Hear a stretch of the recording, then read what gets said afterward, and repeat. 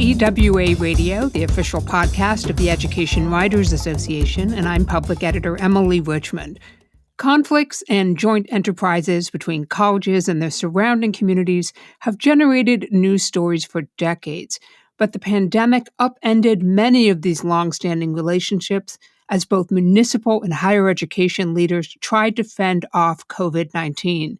They sometimes found themselves at cross purposes when it came to issues of student safety, public health, and dealing with a very harsh fiscal reality.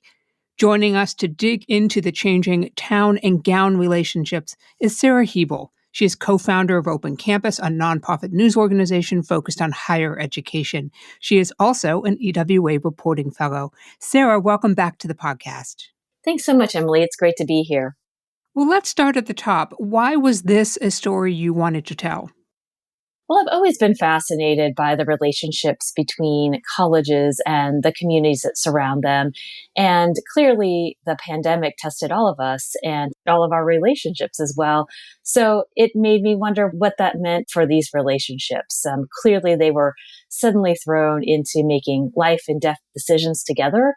And that pressure certainly heightened tensions that already existed. So I wanted to check back in and see what had changed and what also maybe it revealed. You talk about in your reporting this power imbalance between the town, the community that surrounds the university, and then the gown, which is the higher education institution. Let's start there. What do you mean by power imbalance? Well, in many cases, the colleges are by far the biggest player in these relationships. They tend to control more resources. They are often the largest employer in town, and sometimes by far. So they have missions that are much broader, often in scope, than the cities. So, for instance, the University of Michigan mayor was saying, he's really concerned a lot about affordable housing, and when the university grows, what happens to the missing middle? And that's the purview of a city. But he's like, it's maybe not the first tier priority item for a university that has sort of global research and other missions that it's thinking about. So there's just a different playing field that the two of them are on. The playing field changed, of course, with COVID-19, and I want to talk about the impact of having a university on a small town, particularly when it came to the virus. What did you find out about what it meant to have a lot of college students around you when COVID was hitting hard? Yeah, there was a lot of great reporting in the fall about that, where we saw some of the biggest spikes at certain points being focused in college towns. Clearly, you're mixing a bunch of population, students who have come and gone from different places. And during COVID, we all know that can be a recipe for disaster. So there are a lot of different populations that these mayors and the university leaders were trying to work with and keep safe. So on the one hand, a lot of mayors and university leaders themselves say, right, you have a population of young students who are young and do somewhat feel invincible, and you are trying to navigate their behavior, help them understand what it means to practice safe behavior, to wear masks, to socially distance, to forego partying. At the same time, you have older residents who, are fearful in some cases of going to the Meijer because they don't want to grocery shop where there are students. And so there's a mingling of different populations in college towns that are unique to them. It seemed that relationship and the impact of the students and how people dealt with it was really circumstantial and situational. That is, it wasn't the same in every community that you looked at. That's correct. And a lot of it boils down to the state politics and state laws, but also it does come to some extent down to the relationships that are or are not in place between the university and the city that surrounds it. How well are mayors and university leaders coordinating their response together? And in many of the Big Ten towns that I talked with, it seemed like people had started to figure out how to find ways to help each other navigate this really dire situation. Well, generally, how are the town and gown relationships differ between, a public institution like Michigan State, which you looked at, and say a private university like Johns Hopkins in Baltimore? In a lot of ways, they're not all that different. I think a lot of the differences you start to see are both in how big the college is compared with how big the city is. So in some places like Minneapolis, the role of the University of Minnesota takes on a different shape than in a place like East Lansing and Michigan State, right? It's just the size differential is just so much greater, and in its prominence in that actual community is different. One of the private institutions I looked at was Northwestern, and really the challenges that the mayor of Evanston faces were very similar to what I heard from the mayor of Ann Arbor.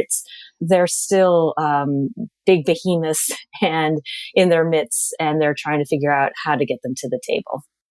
Well, it's important to remember, I mean, a lot of these institutions don't pay property taxes. They're exempt from that, but that also means they're taking up land that the city or town could have used to leverage that kind of money.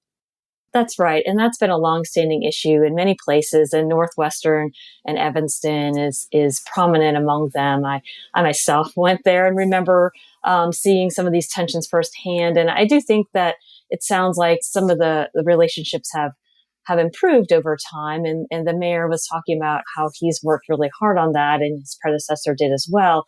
They've gotten Northwestern to agree to pay an annual good neighbor fund, for instance, to the city. This year they gave 1.5 million. But the mayor was saying, I still hear from residents and even members of his own city council who say that's just not nearly enough. I mean, this is a university, as you said, that doesn't pay property taxes. It has hundreds of acres, much of it on beautiful lakefront property. People know that its endowment is in the $11 billion range. So it seems to them like this is a place that has a lot of money and they don't feel they're getting their fair share. Few things have more impact on town and gown relationships, or frankly, on the economics of both of those, than college sports. And certainly football is a big piece of that. You took a look at some of the schools in the Big Ten Conference. What did you find out? Yeah, there is nothing like football to really focus a lot of these conversations, I think, especially as it comes when it did during that fall where we were starting to see these peaks in COVID cases. And so that puts new questions and pressures on these communities, especially communities like the Big Ten.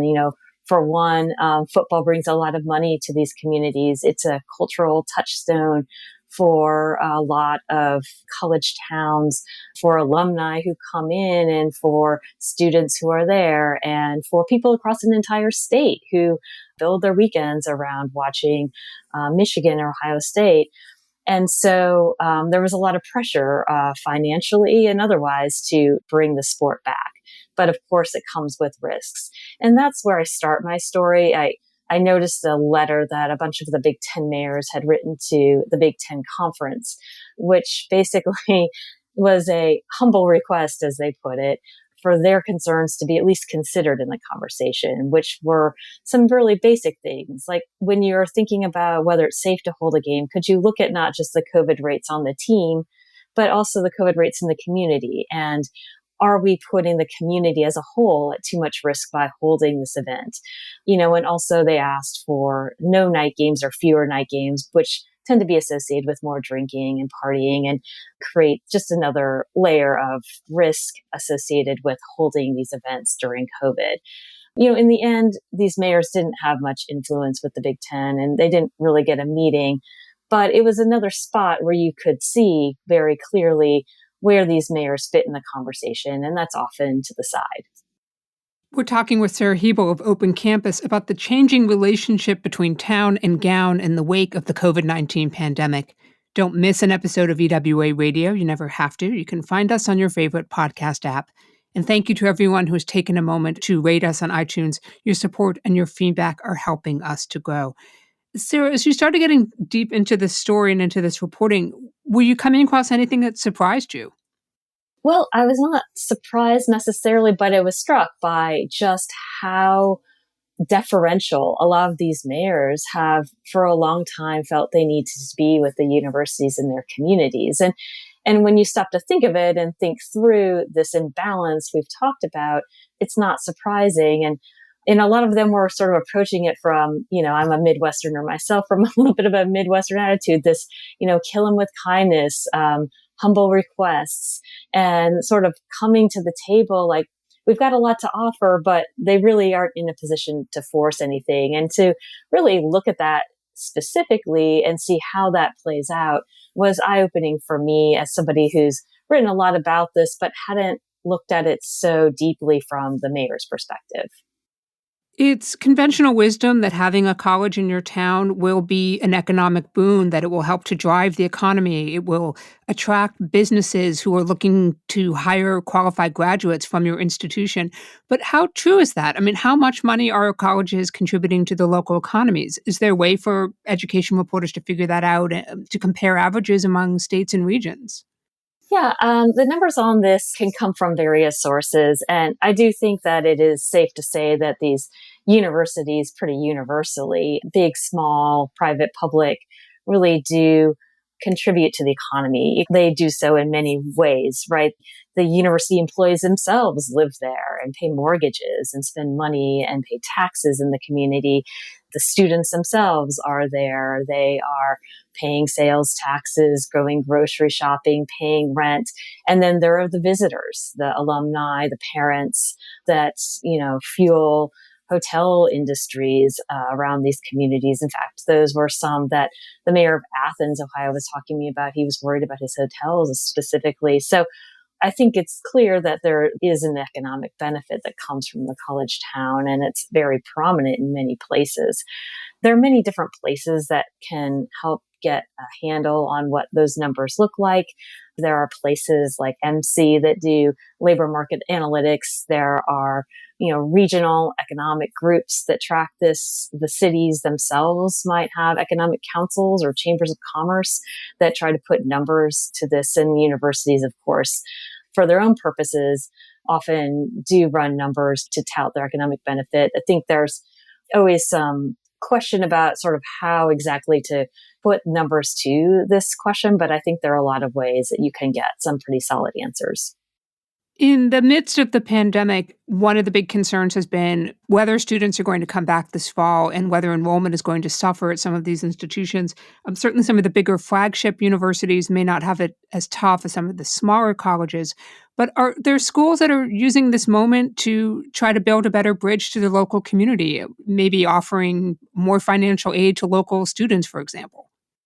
Yeah, there are a range of things that colleges and universities are trying to do to get students back, but oftentimes the students that they're trying to get back are the ones that are in their communities. They're the community college students who've had life intervene and the pandemic heighten their caregiving responsibilities, their need to find jobs, their inability to find time to pursue their own studies.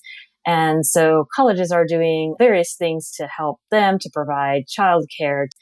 I just was reading a story by one of our local reporters out in Santa Cruz, and Cabrillo College there has had an 18% enrollment drop last year and seeing even worse numbers for the fall. And so that's prompting them actually to go from a mostly online plan to trying to bring more people back in person. So there are different ways that this fall is sort of filled with uncertainty, and colleges are really worried about what that means for who's coming back and how to get those students in classes. We talked a little bit about what some of those Big Ten mayors said they were asking for related to the football games. On the flip side, what are universities asking for from the town as this relationship sort of reshapes? Are there some new asks on that table? That's a good question. One thing that struck me about talking with the Michigan State Community Relations Vice President was how she saw the university and her colleagues waking up to seeing all the different partnerships that they now could envision with the city that they just sort of weren't focused on before. And so there's a give and take there. There's, I think, from both her perspective and the mayor's perspective there, they both want both sides to see problems that they have as shared. When there are off-campus housing disturbances and issues between neighbors, the fraternities down the row and the professors down the street, both sides want what both sides to help. And I think that the university is seeing that the city and county in East Lansing gave them leverage to act and control student behavior because they had put in place stricter limits on gatherings than the state had. So that gave the university more ability to enforce student behavior. So that was one specific way that the university was relying on the city during this time.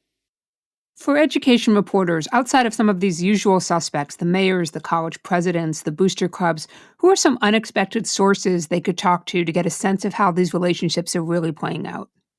The people, right? The people in the communities, the neighbors themselves, the business owners who are catering to both the university folks and the longtime residents. Students, the students often get left out of these conversations too. The mayor of East Lansing, he ran for city council when he was a student at Michigan State. And he told me one of the reasons he did that was because he felt that the whole community had lost sight of the value of the students. They were seeing the nuisance of the students. And that is part of the reality of being in a college town, that students will be loud and there will be problems, but they also bring vitality. And he was saying that he often even heard university professors or people at the institution saying, "Ugh, I have a student who moved in down the street." And he thought, where's your paycheck coming from? Let's remember why we're all here. So I think that talking with students and hearing their perspective, I think that they're often painted as sort of a negative force in some of these stories, but they actually have very varied perspectives and are engaging with their communities around them in a wide range of ways. I would say certainly a story that every higher education reporter should be looking at periodically is how much schools are paying for things like property taxes. Are they contributing to the community through nonprofit foundations or other kinds of organizational support? And what percentage does that represent of a college or university's total coffers? That's right. Looking at the numbers really helps shape these dynamics. And all of the things you mentioned are great ones. Some of the other things that the mayors were talking to me about were other ways that the university has or has not pitched in the community. There was a food pantry set up in Evanston that Northwestern helped with that the mayor felt was progress in a way because the university was seeing a little bit more clearly firsthand what the city's needs were in an emergency like this. There are ways you might also look at how universities engage with the community. A lot of them do have specific community partnership arms or efforts that they are doing, and look at whether those are mutually beneficial. That was another thing that came up in this reporting, which is oftentimes when universities do engage with their communities, it can kind of be from their own perspective, from what is it that my researcher wants to research? What is it that I want to test in practice? Or maybe they're doing research that could really help the community around them, but they're doing it in a state or city far away. And the community wants a little bit more attention to ways that a big research university can solve some of their local problems. So where are there true relationships? And you can start to hear that from the schools that the universities are working in or the other places that these researchers are engaging. It's often for very good reasons and with good results, but looking also at sort of the origin story of some of that outreach in and of itself is interesting as well. If I was back on the higher education beat, a story that I would be interested in is looking at the tuition pipeline. Where are the students coming from? What percentage were coming from local school districts, surrounding communities pre-pandemic? What does that look like post-pandemic? I mean, you have a place like UNLV in Las Vegas where 85% of the students come from one school district, Clark County, right next door, and how that changes that town-gown relationship and dependence. Yeah, definitely where students come from and the ties the students themselves do have to the local community can really shape how the dynamics play out. If you are a community college student or going to a regional public, chances are you are going to a place just down the road. And so, how well that university is serving those people becomes a much more closed circle and is something to really interrogate because you can see pretty clearly how well or not college or university is serving the people around them. Is there another story or two you'd like to see reporters tackling as school resumes coming back this fall to campus in the wake of the pandemic? Well, there are so many. I mean, it's such a turbulent and interesting time. I think that throughout the pandemic, I keep asking this question, who's not there, right? We see these enrollment drops, and we touched on this a little bit earlier, but what are colleges doing to find students to get them back? Or what other paths have these people found? And are they ones that they intend to stay on, and why? Why is college not a thing for them anymore? How did they lose their window, and what might that mean for them? And maybe that's not all bad, but see what that means and what's at stake and why that matters. The other thing that has come up over the past year, and also kind of came up in this story as well, is how the college degree has become a real fault line in American politics, and how a lot of the public has lost faith in its colleges. That's a hard story to get at in some ways, but there is a bit of alienation and lack of connection. And one of the sources in my Town Gown story talked a lot about this, and he feels that sort of some of the rise of populist politics might be putting more pressure on universities to do more to reach out to the communities around them, to prove their public mission. I don't know where that lands us or how that unfolds, but I do think that the combination of being thrown in very closely with their neighbors and the fact that there is a real sense of disconnect between these institutions and the public they're intended to serve, those are just rich themes to explore. Sara Hebel is co-founder of Open Campus, and she is an EWA Reporting Fellow. Sara, thanks as always for making time for EWA Radio. You're welcome. It's great to be here, Emily. And that wraps up another episode for us. If there's a story or a reporter you want to learn more about, drop us a line, radio@ewa.org. The mission of the Education Writers Association is to strengthen the community of education journalists and improve the quality of education coverage. For nearly 75 years, EWA has helped reporters get the story right. Have a great week, take good care of yourselves, and thank you for listening.